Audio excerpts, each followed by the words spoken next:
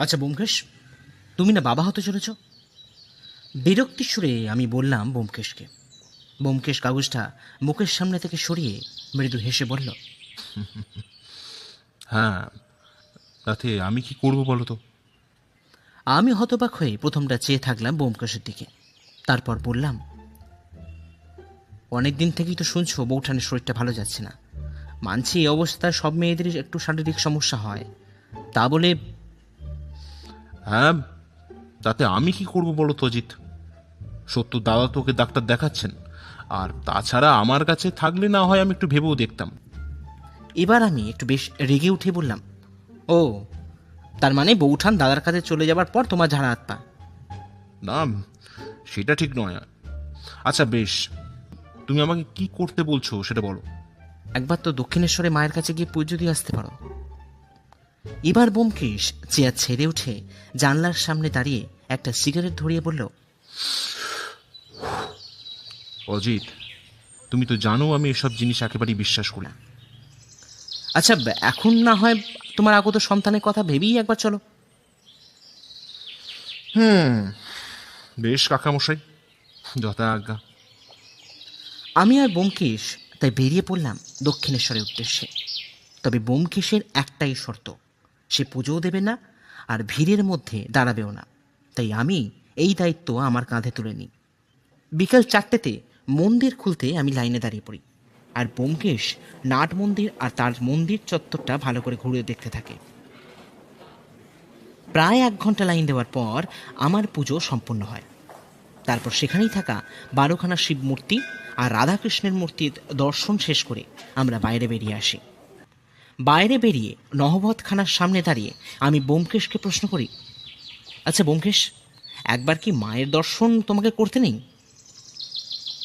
ব্যোমকেশ মুচকি হেসে নহবতখানার দিকে আঙুল দেখিয়ে বলে, অজিত, আমি জীবন্ত মায়ের দর্শন পাচ্ছি ভাই, তাই। আর তাছাড়া এই বিখ্যাত কথাটা শুনেছো তো? কোনটা? যত মত তত পথ। তাই ছাড়ো এসব, এবার চলো কিছু পেট পুজো করা যাক। এই বলে ব্যোমকেশ হনহন করে সামনের দিকে হেঁটে এগিয়ে যায়। তাই আমিও এগোতে তাকে লক্ষ্য করে। গরম গরম হিঙের কচুরি আর ছোলার ডাল, যাকে বলে স্বর্গীয় অনুভূতি। ব্যোমকেশ ইতিমধ্যেই কচুরি খাওয়া শেষ করে আরও 2টো রসগোল্লার দিকে মনোসন্নিবেশ করেছে, আর আমি চারিদিক তাকিয়ে লোকেদের দেখছি আর কচুরি মুখে পড়ছি। খাওয়া দাওয়া শেষ করে হোটেলের টাকা মেটাতে ম্যানেজারের কাছে গিয়ে দেখি দূরে কিছুজন নিজেদের মধ্যে কিসব বলাবলি করছেন। কথাগুলো জোরে বললেও সেগুলো খুব একটা স্পষ্ট নয়। তাই ব্যোমকেশ ম্যানেজার বাবুকে জিজ্ঞাসা করলো, আচ্ছা, ওখানে এত মানুষ কি নিয়ে কথা বলছে ম্যানেজার বাবু? ম্যানেজার বেশ হতাশার সুরে বললেন, আর বলবেন না, গতকাল একটি মেয়ের মৃতদেহ পাওয়া গেছে নদী ঘাটে। আর শুধু তাই নয়, গত 1 মাস আগে ঠিক ওই একইভাবে ওই আরেকটি খুন হয়েছে মেয়ের। বুঝতেই পারছেন এই এত সুন্দর একটা পরিবেশে কত একটা বিশ্রী ব্যাপার। ব্যোমকেশ বলল, তা পুলিশ কি বলছে? ভদ্রলোক মুচকি হেসে বললেন, পুলিশ আর কি বলবে, বহুদিন ধরেই তারা চেষ্টা করছেন, কিন্তু কিছুই লাভ করে উঠতে পারছেন না। আর বুঝলেন তো মশাই, পরিবার নিয়ে আমাদের এখানেই বাস, তাই চিন্তাও একটু বেড়েই চলেছে। আর তার উপর আমার একটি মেয়েও আছে। কি যে করব আর কি যে হবে কিছুই বুঝতে পারছি না। এরপর একটা দীর্ঘশ্বাস ফেলে ভদ্রলোক নিজের কাজের দিকে ব্যস্ত হয়ে পড়লেন। আমি আর ব্যোমকেশ দোকান থেকে বেরোতে ব্যোমকেশ আমাকে বলে, অজিত, একবার থানায় যেতে হচ্ছে ভাই, শান্তিতে আর থাকা গেল না। আমি বিস্ময় সুরে বলি, তার মানে কি তুমি তুমি ঠিকই ধরেছেন লেখক বাবু, এবার চলুন। থানায় ঢুকতে যাব দেখি ইন্সপেক্টর সাহা নিজের চেয়ারে বসে আছেন। ব্যোমকেশের সঙ্গে আগে থেকেই ওনার আলাপ আছে, তাই ব্যোমকেশকে দেখতে পেয়ে সাহাবাবু চেয়ার ছেড়ে উঠে দাঁড়ালেন। তারপর আমাদের তার সামনে রাখা চেয়ারে বসতে বলে নিজেও চেয়ারে বসলেন। তারপর 3টে চা আনতে বলে আমাদের বললেন, মানে আপনারা মতন এত বড় সত্যান্বেষীর আজ আমার থানায় কিসে দরকার হলো ব্যোমকেশ বাবু? ব্যোমকেশ টেবিলে নিজের হাত রেখে বলল, আসলে দক্ষিণেশ্বরের ঘাট সংলগ্ন এই খুনের ব্যাপারে আপনার সঙ্গে একটু কথা ছিল শাহবাবু। ও আইসি, তা এই কেসটা কি আপনি? ব্যোমকেশ ওনার মুখের কথা শুনে নিয়ে বলল, আরে না না ইন্সপেক্টর শাহ, আসলে কৌতূহলবশতই আপনার কাছে আসা। আর তাছাড়া অত সুন্দর একটা মনোমুগ্ধকর স্থানে ওরকম কুরুচিকর ঘটনা ঘটা কি খুব একটা শোভনীয়? আর তাছাড়া আশেপাশে অনেক পরিবার নিয়েও মানুষ বাস করছেন, তাই তাদের কথা ভেবেও বলতে পারেন এই সত্যান্বেষীর আগমন। আসলে কি বলুন তো ব্যোমকেশ বাবু, ব্যাপারটা এতটাই জটিল হয়ে যাচ্ছে যে কিছুতেই কিছু করে উঠতে পারছি না। মানে আসলে ব্যাপারটা কি ঘটেছিল আর কিভাবেই বা ঘটেছিল যদি সেটা একটু বলেন। বলবো। আসলে ব্যোমকেশ বাবু, ঘটনাটা শুরু হয় আজ থেকে 1 মাস আগে। সেদিন কাজের শেষে অফিসারদের কাজ বুঝিয়ে দিয়ে আমি বাড়ি ফিরবো, হঠাৎ একটা টেলিফোন এলো যে যে দক্ষিণেশ্বরে গঙ্গাঘাটে এক নারীর মৃতদেহ পাওয়া গেছে। তা শুনে আমি লোকজন নিয়ে সেখানে রওনা দিই। তো গিয়ে দেখি এই বছর 25-এর একটি মেয়ে রাস্তায় মৃত অবস্থায় পড়ে আছে। কিন্তু সবচেয়ে আশ্চর্য বিষয় কি জানেন ব্যোমকেশ বাবু? কি? পরে জানা যায় মেয়েটির জিভ কেটে নেওয়া হয়। ভারী আশ্চর্যের বিষয় তো। তা ফরেন্সিক কি বলছে? ফরেন্সিক একই কথা বলে। আর সেই মেয়েটির শরীরে না আছে কোনো আঘাতের চিহ্ন, আর না আছে পুলিশের খুনির কোনো দাগ। তাহলে আপনারা এটাকে খুন বলছেন কেন? আসলে ব্যোমকেশ বাবু, মেয়েটির ঠিকঠাক সব কিছু থাকলেও আততায়ী তার লম্বা চুলের অর্ধেকটা কেটে নিয়ে চলে যায়। আর উপযুক্ত বংশ পরিচয় আর উপযুক্ত খুনের প্রমাণের অভাবে কেসটা আমাদের ক্লোজ করতে হয়। কিন্তু আমি এটাকে সামান্য খুন হিসেবে মেনে নিতে পারছি না ব্যোমকেশ বাবু। সে যাক, তা ঘটনার বেশ কিছুদিন কেটে যাওয়ার পরও আমরা কাজের চাপে সব ভুলে যাই। হঠাৎ ওই গতকাল ঠিক একইভাবে আর একটি একই বয়সী মেয়ে ওই একইভাবে খুন হন। আর তারও চুল কাটা যায়, তাই তো? বলে উঠল ব্যোমকেশ। হ্যাঁ ব্যোমকেশ বাবু, কিন্তু মুশকিল হলো বারবার প্রমাণের অভাবে আমরা কেসগুলো ধামাচাপা দিয়ে চলেছি। আর ছোট ছোট মেয়েরা এই নিরীহভাবে খুন হচ্ছে। আর এই চুল কেটে নিয়ে যাওয়া বিষয়টার কারণও কি সেটা তো ঠিক বুঝতে পারছি না ব্যোমকেশ বাবু। ব্যোমকেশ এবার আমাদের দিকে চমকে উঠে বলে, দেখুন, খুনি নিজের একটা ছাপ রেখে দিয়ে যেতে চাইছে। খুনি কিছু বোঝাতে চাইছে আমাদের, কিন্তু কি সেটা? এবার ইন্সপেক্টর সাহার দিকে মুখ ফিরে বলল, আচ্ছা শাহবাবু, আপনি ডেড বডির ছবি আর কেস স্টাডিটা আমাকে একটু দিতে পারবেন? হ্যাঁ অবশ্যই। এই তো আমাদের সৌভাগ্য যে আপনার মতন মানুষ এই কেসের বিষয়ে তদন্ত করছেন। ধন্যবাদ। দেখুন, এটা তো আমার কর্তব্য। যে স্থানে একটা নারীর পুজো হয় সেই স্থানে ওই মহিলাদের খুন কখনোই মেনে নেওয়া যায় না। আপনি নিশ্চিন্তে থাকুন, আমি এর শেষ না দেখে ছাড়বো না। আর একটা কথা, মেয়েগুলোর পরিচয় পাওয়া গেলে অবশ্যই আমাকে একটু জানিয়ে দেবেন। অবশ্যই ব্যোমকেশ বাবু। আমরা থানা থেকে বেরিয়ে বাড়িতে যখন ফিরলাম তখন ঘড়িতে 8টা বেজে গেছে।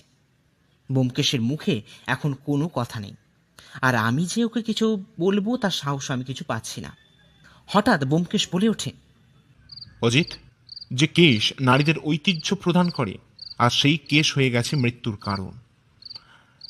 কারা যে এরকম নীচ চিন্তা নিয়ে বেঁচে আছে কে জানে, তাই তাই না বলো? আমি বললাম, আচ্ছা ব্যোমকেশ, তুমি কি বুঝলে এই বিষয়? ব্যোমকেশ একটা সিগারেট ধরিয়ে বলল,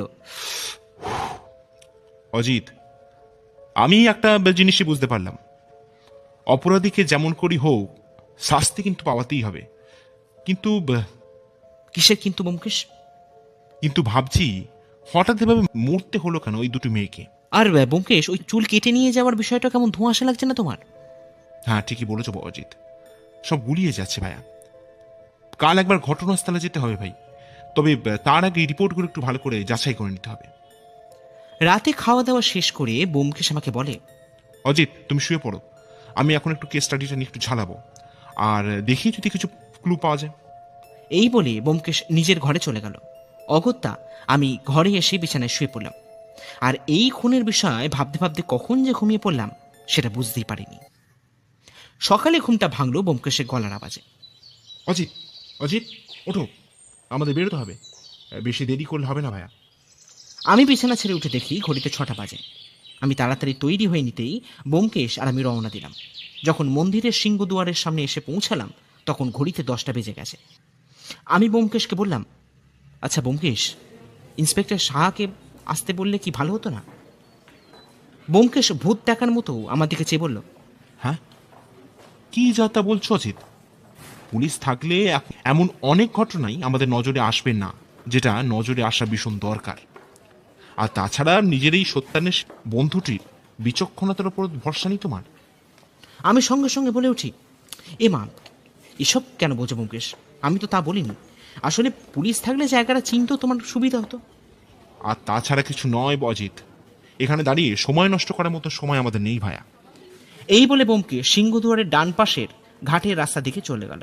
অগত্যা আমি একবার সিংহদুয়ারের সামনে দাঁড়িয়ে পায়ের জুতো খুলে মায়ের মন্দিরের দিকে তাকিয়ে প্রণাম করে ব্যোমকেশকে অনুসরণ করলাম। কিছু দূর যা এগোতেই আমি ব্যোমকেশকে বললাম, আচ্ছা ব্যোমকেশ, এখনও তো দেখছি মানুষের সংখ্যা খুব একটা মন্দ নয়, তাহলে কি করে মৃত্যু হলো এই দুই কন্যার? ব্যোমকেশ আশেপাশে তাকাতে তাকাতে বলল, ঠিকই বলেছো ভাইয়া। আর এটার উত্তর আমি বহুক্ষণ খুঁজছিলাম।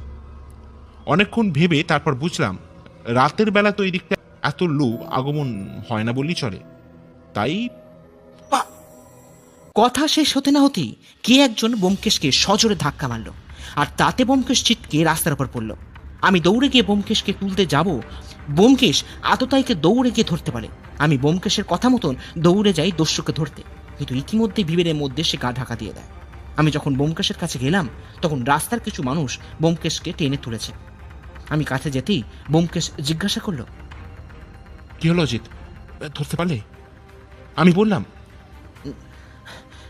না না ব্যোমকেশ, তবে তোমার লাগেনি তো ব্যোমকেশ?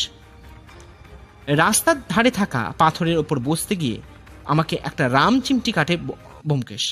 তারপর বলে, এত জোরে পড়ে গিয়ে লাগবে না বলছো? আমি অবাক হয়ে বলি, কিছু মনে করো না ব্যোমকেশ, আসলে তোমার ওরকম অবস্থা দেখার পর। ঠিক আছে ঠিক আছে, এবার আমায় ধরে তুলো দেখি, একবার চারদারটা ঘুরে আসতে হবে যে। এই বলে ব্যোমকেশ আমার কাঁধে ভর দিয়ে এগিয়ে চলল সামনের দিকে, আর যেতে যেতে বলল, ভাইয়া, আমাদের সন্ধান ঠিক পথেই চলেছে। আজকে তার পূর্বাভাসটা পেলে। মানে ব্যোমকেশ? মানে হলো তুমি একটি গর্ধপ। এ কি বলছো ব্যোমকেশ? আচ্ছা বেশ, সে আমি নয় হলাম, সে আমি নয় তোমার মতন বুদ্ধিমান নই, তা বলে। আরে বন্ধুবর, হাতে আর সময় নেই ভাইয়া। অপরাধী আমাদের উপস্থিতি বুঝতে পেরে গেছে, তাই যা করার খুব তাড়াতাড়ি করতে হবে। ঘাটের সামনে গিয়ে দেখি পুলিশ ঘাটের একদিকটা মার্ক করে সিল করে দিয়েছে। ব্যোমকেশ চারিদিকটা ভালো করে দেখতে লাগলো, আর আমি ভাবতে লাগলাম এই সুন্দর নদী ঘাটে কি করে এমনটা সম্ভব। এরপর ব্যোমকেশ আমার কাছে এসে বলে, চলো ভাইয়া, এবার বাড়ি ফেরা যাক। এমনিতেও এখানে কিছু পাওয়া যায়নি, আর পাওয়া যাবে বলেও আশা করা যায় না, তাই চলো। আমি অবাক হয়ে বলি, তাহলে? তাহলে একটা ট্যাক্সি দেখো। বাসে ওঠাটা আজ সম্ভব হবে না, তারপর বাড়ি পৌঁছে একটা ফোন করতে হবে ভাইয়া। বাড়ি ফিরে এসে ব্যোমকেশকে দেখলাম বেশ চিন্তিত লাগতে। কোনো কথা সে আর বলছে না। আমি কিছু জিজ্ঞাসা করবো কিনাও সেটাও ভাবছি। এমন সময় ব্যোমকেশ খোঁড়াতে খোঁড়াতে ফোনের সামনে যায়, তারপর ফোন করতে থাকে। আমি ব্যোমকেশের ঘর থেকে বেরিয়ে এসে ড্রয়িং রুমে থাকা টেলিফোনের এক্সটেনশন রিসিভারটা তুলে নিই। তাতে ব্যোমকেশ আর ইন্সপেক্টর সাহার যা কথোপকথন হয় তা ঠিক এরকম। হ্যালো ইন্সপেক্টর সাহা, আমি ব্যোমকেশ বক্সি। হ্যাঁ বলুন ব্যোমকেশ বাবু। আসলে একটা কথা জানার জন্য আপনাকে ফোনটা করা। হ্যাঁ বলুন না। আচ্ছা, যে মেয়েগুলোর দেহ আপনারা পেয়েছেন, তাদের পরিচয় কি পাওয়া গেছে নাকি? না ব্যোমকেশ বাবু, আসলে না। তবে আপনি জেনেছেন নাকি ব্যোমকেশ বাবু? না, তা ঠিক নয়। এক্ষেত্রে আপনাকেই আমাকে সাহায্য করতে হবে ইন্সপেক্টর সাহা। তবে বলে রাখি, আজ আমার উপরও কিন্তু আক্রমণ হয়েছে। ঈশ্বরের আশীর্বাদে বেঁচে যাই। তাই নাকি? এখন তো ঠিক আছেন তো? হ্যাঁ, আর একটা কথা, হত্যার তারিখগুলো একটু বলা যাবে কি? বিশেষ সুবিধা হতো। হ্যাঁ ওই তো, একটা 26শে জুলাই আর একটা 11ই আগস্ট। অসংখ্য ধন্যবাদ আপনাকে। রাখি, নমস্কার। এরপর ব্যোমকেশ ঘর থেকে বেরিয়ে এসে আমার দিকে তীক্ষ্ণ দৃষ্টি দিয়ে বলে, অজিত, সবই তো শুনলে, এবার একবার পাঁজিটা নিয়ে এসো তো ভাইয়া। আমি অবাক হয়ে বললাম, পাঁজি? কেন, পাঁজি নিয়ে কি করবে ব্যোমকেশ? আহ, আনোই না, দরকার আছে। আমি ঠাকুর ঘর থেকে পাঁজিটা এনে ব্যোমকেশ হাতে দিই। ব্যোমকেশকে দেখি পাঁজির ভেতরের পাতাগুলো উল্টে পাল্টে দেখতে। আমি বলে উঠলাম, কি খুঁজছো ব্যোমকেশ? ব্যোমকেশ পাঁজি থেকে চোখ না সরিয়ে বলল, আলী বাবার গুপ্তধন অজিত, আলী বাবার গুপ্তধন। আমি অবাক হয়ে বলি, মানে? হঠাৎ বইতে একটা চাপ্পড় মেরে ব্যোমকেশ বলে, পেয়েছি পেয়েছি অজিত, পেয়েছি। আমি এইটাই ভেবেছিলাম। এরপর আমি কিছু জিজ্ঞাসা করতে যাব, ব্যোমকেশ তার আগেই ইন্সপেক্টর সাহাকে ফোন করে কি সব বলে। তারপর আমার কাছে এসে বলে, অজিত, এবার ক্লাইম্যাক্স এসে গেছে ভাই। তবে এই বলে সে চুপ করে যায়। আমি বলে উঠি, তবে কি ব্যোমকেশ? ব্যোমকেশ মুচকি হেসে আমার গাল টিপে বলে, খেলা হবে অজিত, খেলা হবে। আজ সকাল থেকেই বেশ ব্যোমকেশকে বেশ অন্যমনস্ক লাগছে। মনে হচ্ছে কিছু একটা চিন্তা ওকে বারবার তাড়া করে বেড়াচ্ছে। সকাল থেকেই বারবার ফোনের কাছে বসছে আর টেলিফোনটা দেখছে। আমি বললাম, কি ব্যাপার বলো তো ব্যোমকেশ, এত ছটফট করছে কেন? ব্যোমকেশ ফোনের পাশ থাকা চেয়ারে বসে বলল, অজিত, ব্যাপারটা যদি ঠিক হয় তাহলে কিন্তু কেল্লা ফতে। কিন্তু এরপর কিছু বলতে যাবে তার আগেই ফোনটা বেজে উঠল।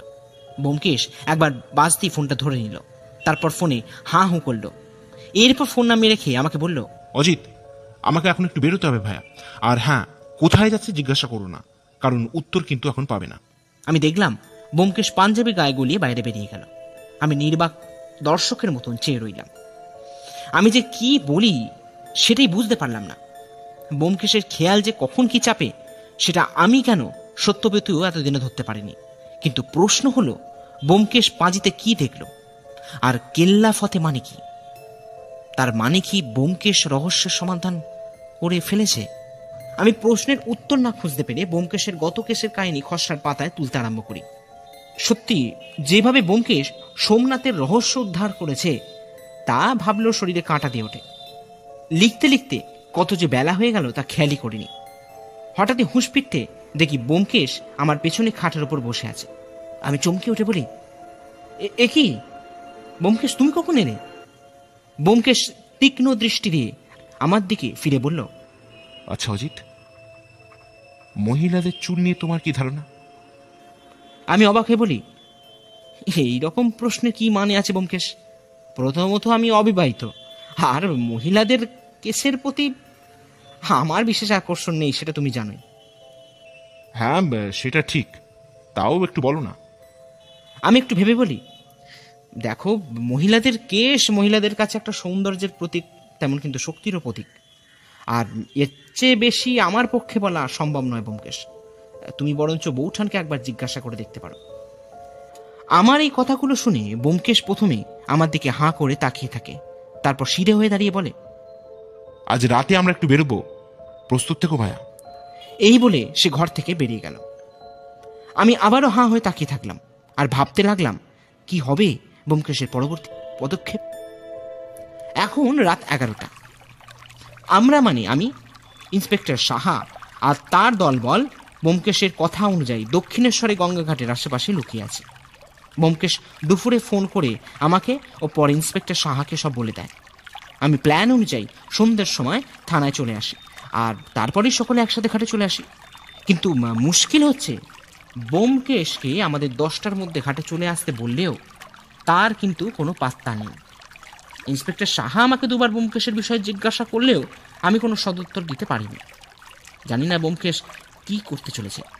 আমি গঙ্গার ঘাটে বেঁধে রাখা নৌকাতে বসে আছি, আর শুধু আমি নয়, ইন্সপেক্টর সাহাও আছেন, আর বাকিরা এদিক ওদিকে লুকিয়ে আছেন।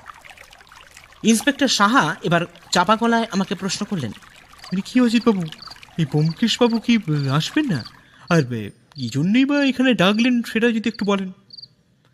আমি নৌকা থেকে ঘাটের দিকে তাকিয়ে বলি, কি করে বলি বলুন তো সাহাবাবু? ব্যোমকেশ আমাকে আপনাদের থানাতে সন্ধেবেলা চলে আসতে বলে, আর থানাতে গেলে আমি আপনার কাছ থেকে জানতে পারি যে ও এখানে আসতে বলেছে। তবে ব্যোমকেশ যখন এখানে আসতে বলেছে তখন নিঃসন্দেহে আসামির খোঁজ সে পেয়েছে, তাই এখন অপেক্ষা করা ছাড়া কোনো উপায় নেই। ইন্সপেক্টর সাহাকে যে এতগুলো আশ্বাস বাণী শোনালাম ঠিকই, কিন্তু মনে মনে ভাবছি কি হবে আজ। এই ভাবতে ভাবতে যে কত রাত্রি হলো তা বোঝা যাচ্ছে না। চারিদিকে এতটাই অন্ধকার যে পাশে বসে থাকা শাহবাবুকেও স্পষ্ট দেখা যাচ্ছে না। খালি জলের স্রোতের আওয়াজ আর ঝিঝি পোকার শব্দ চারিদিকে রহস্যকে আরও বাড়িয়ে তুলেছে।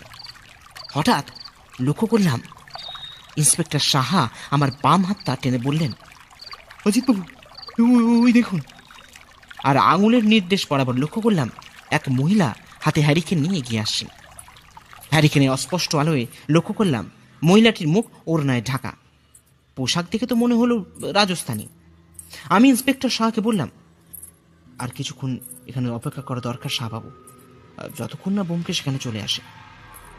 ইন্সপেক্টর সাহা আমার কথা মতন চুপ করে বসে রইলেন, কিন্তু এর কিছুক্ষণ পর যেটা ঘটে গেল তার জন্য আমরা একেবারেই প্রস্তুত ছিলাম না। দেখলাম ঘাটের রাস্তা বরাবর এক সন্ন্যাসী বাবা এগিয়ে আসছেন গঙ্গার দিকে, কিন্তু না, সে এগিয়ে গেল মহিলার দিকে। পূর্ণিমা চাঁদের আলোয় লক্ষ্য করলাম কি একটা চকমকে বস্তু আছে সাধু বাবার হাতে। এবার দেখলাম ইন্সপেক্টর সাহা আস্তে আস্তে নৌকা থেকে নেমে এগিয়ে গেলেন সাধু বাবার দিকে। কিন্তু এ কি, সাধু বাবা সেই মহিলাকে লক্ষ্য করে হাতে ধারালো অস্ত্র তুলে ধরলেন। কিন্তু কি আশ্চর্য, এত কিছু ঘটনা ঘটছে কিন্তু সেই মহিলাটি কিন্তু নিরুত্তর। এবার যেই মহিলাটির ওপর অস্ত্র প্রহার করতে যাবে অমনি মহিলাটি পেছন ফিরে বন্দুক চাললেন। এবার পেছন থেকে দৌড়ে গিয়ে ইন্সপেক্টর সাহা সাধু বাবাকে ধরলেন। সব ঘটনাগুলো এতটাই তাড়াতাড়ি ঘটছিল যে আমি নিজের প্রতিক্রিয়া দিতেই ভুলে গেছিলাম। বন্দুকের আওয়াজে যখন হুঁশ ফেরে তখন আমিও ছুটে যাই ঘাটের দিকে। ঘাটে পৌঁছে দেখি পুলিশরা এসে পৌঁছেছেন। তবে আমার যে এখনো অবাক হওয়ার কিছু বাকি ছিল সেটা আমার জানা ছিল না। এবার দেখলাম সে মহিলাটি নিজের মুখে চাপা খুললেন, আর আমি যাকে দেখলাম তিনি হলেন ব্যোমকেশ। এখন আমি আর ব্যোমকেশ এবং ইন্সপেক্টর সাহা পঞ্চবটি তলায় গঙ্গার ধারে দাঁড়িয়ে আছে। ব্যোমকেশ পাঁচিলের ওপর হেলান দিয়ে মাটির ভাঁড়ে চা পান করছে, আর আমি আর ইন্সপেক্টর সাহা গাছতলায় বসে ব্যোমকেশের দিকে তাকিয়ে আছি। প্রায় মিনিট 10 হয়ে গেছে, কিন্তু ব্যোমকেশ এখনো কোনো কথা বলছে না। অবশেষে ইন্সপেক্টর সাহা বললেন, ব্যোমকেশ বাবু, মানে খুনির সন্ধান নয় পেলাম, কিন্তু বাকি বিষয়গুলো যদি একটু বলেন তাহলে আমাদের কেসের পক্ষে সুবিধা হতো। ব্যোমকেশ এবার সিধে হয়ে দাঁড়িয়ে আমার দিকে মুখ করে পাঁচিলে পিঠ ঠেকিয়ে বলে, ইন্সপেক্টর সাহা, এই কেসটা অতি সাধারণ একটি পেটি কেস। যদি আপনারাই প্রথম থেকে খুনের ওপর একটু নজর দিতেন তাহলে বোধহয় পরের মেয়েটির মৃত্যু হতো না। আমি দেখলাম ইন্সপেক্টর সাহা মাথা নিচু করে দাঁড়িয়ে আছেন। ব্যোমকেশ আবারও কিছু বলতে লাগলো। আসলে আমি একটা ছোট্ট চেষ্টা করেই অপরাধীকে ধরার, আর তাতে আমি সফলতা পাই। এরপর আমার দিকে ফিরে ব্যোমকেশ বলে, আচ্ছা অজিত, তোমার মনে আছে ইন্সপেক্টর সাহা আমাকে 2টো খুনের দিন বলেন? আমি বলি, হ্যাঁ মনে আছে তো, ওই তো 26শে জুলাই আর একটা ওই 11ই আগস্ট। হ্যাঁ, খুব ভালো অজিত। আমি এই তারিখগুলো দেখে খালি মনে মনে ভাবি যেগুলোর মধ্যে কোনো মিল আছে কিনা, আর তারপরই খবরের কাগজে চোখ পড়ে যেতে জোয়ার ভাটার সময়টা দেখতে পাই। ব্যাস, বুঝতে পারি যে অপরাধীর প্রতি অমাবস্যা আর পূর্ণিমায় নারী খুন করেন। কিন্তু কেন? এই প্রশ্নের উত্তর পাই এখানকার সাধারণ মানুষজনের কাছ থেকে। আমি অবাক হয়ে প্রশ্ন করি, কি কি জানতে পারো ব্যোমকেশ? ব্যোমকেশ মুচকি এসে বলে, জানতে পারি প্রতি অমাবস্যায় আর পূর্ণিমায় এখানে এক তান্ত্রিক দীর্ঘ বেশ কিছু বছর ধরে সাধনা করছেন। মাঝে মাঝে কিছু নিরীহ প্রাণীর আত্মাহুতি দিয়েছেন নিজের কুইচ্ছাকে সার্থক করে তোলার জন্য। এরপর আমার কিছু বুঝতে অসুবিধা হয় না যে কে এই নারীদের হত্যা করেছেন। তবে তবে কি মিস্টার বক্সি? প্রশ্ন করলেন ইন্সপেক্টর সাহা। ব্যোমকেশ বলে ওঠে, আসলে আমি বুঝতে পারছিলাম না কিভাবে অপরাধীকে ধরব, আর তার জন্যই এই পূর্ণিমায় আমি এক নারীর বেশ ধরে এখানে চলে আসি। আর তারপরে ঘটনা তো আপনারা সব জানেন। আমি এবার বলি, কিন্তু ভাইয়া এখানে 2টো প্রশ্নের উত্তর কিন্তু এখনো পাওয়া গেল না। কি ভাই অজিত? প্রথমত, এই মেয়েগুলো এত রাতে এই নির্জন ঘাটে এলো কেন? মানছি সকালে মা ভবতারিণীর দর্শনে বহু মানুষই নদীপথে মন্দিরে আসে, কিন্তু রাতে? ব্যোমকেশ সেবার হু হু করে হেসে উঠে বলে, অজিত, এ তো খুব সোজা ব্যাপার। আমি বলি, সোজা? সে কি করে? দেখো, এই ভণ্ড কাপালিকের কুনজরে চলে আসে এই দুটি মহিলা। তারপর কাপালিক খোঁজ লাগায় বা জানতে পারে তাদের দুর্বলতা মানে তাদের অসুবিধাটা কোথায়। ব্যাস, তারপরেই তিনি হয়তো বিধান দেন পূর্ণিমা বা অমাবস্যার রাতে যজ্ঞ করতে হবে। আর তার পাতা ফাঁদে পা দেন ওই দুই মহিলা, আর তারপরে তারা প্রাণ হারান। কিন্তু কোনো ভদ্রবাড়ির মহিলা এত রাতে একা কি আসতে পারে ব্যোমকেশ? তুমি যাদের ভদ্র বলছো না অজিত, তারা কিন্তু কেউ ভদ্র পরিবারের কিনা সেটাও কিন্তু জানতে হবে ভাইয়া। বেশ, তাহলে তুমি সেটা বলো। না, আমি কোনো নারীর অপমান করতে পারি না অজিত, তাই এটা পরে ইন্সপেক্টর সাহার থেকে জেনে নিও। বরঞ্চ তুমি বলো তোমার দ্বিতীয় প্রশ্নটা কি। আমি এবার গলাটা খাঁকড়িয়ে বললাম, আচ্ছা, অপরাধী মেয়েদের এই কেশ মানে চুলটা কেটে নিচ্ছিল কেন? ব্যোমকেশ এবার বলে, ওটা বলতে পারো খুনের একটা নমুনা মাত্র। অনেক খুনি এমন আছেন যারা খুনের পর নিজের একটা ক্লু রেখে দিয়ে যান, যাতে সবাই তাকে মনে রাখে। হয়তো সেই কারণে, অথবা এটা হতে পারে তার যোগ্য সাফল্যের জন্য সে মেয়েটির কেসের দরকার। কারণ তুমি একবার আমাকে বলেছিলে অজিত, তোমার হয়তো মনে নেই। আমি অবাক হয়ে বলি, কি ব্যোমকেশ? তুমি বলেছিলে না যে মহিলাদের কেশ কিন্তু শক্তিরও প্রতীক, হয়তো সেই শক্তির আরাধনা করতে এরকমটা করা হয়। বেশ, এরপর ইন্সপেক্টর সাহা চলে যাবার পর আমি ব্যোমকেশের পাশে গিয়ে দাঁড়াই। ব্যোমকেশ আমাকে দেখে বলে, কি হে লেখক, আর কিসের সমস্যা? আমি একটু বিভ্রান্ত হয়ে বলি, আসলে ব্যোমকেশ, আমার ছোট থেকে বড় হওয়া পর্যন্ত পুরোটাই এই মাতৃজাতিকে কেন্দ্র করে। ছোটবেলায় আর কৌশলে মা, কলেজে প্রেমিকা, আর এখন তো বৌঠান। কিন্তু বিশ্বাস করো ভাইয়া, কারোর প্রতি কোনোদিন কোনো নোংরা নজরে আমি দেখিনি। প্রেমিকা আমাকে ধোঁকা দিলেও আমি কিন্তু তাকে এখনো পর্যন্ত অসম্মান করি না। কিন্তু যখনই তোমার এই সমস্ত কেস আসে, তখনই মনটা বড় বিষণ্ণ হয়ে পড়ে ভাই। বিশ্বাস করো, মনে হয় গরল পান করে নি। ব্যোমকেশ আমার কথা শুনে হো হো করে হেসে ওঠে, তারপর বলে,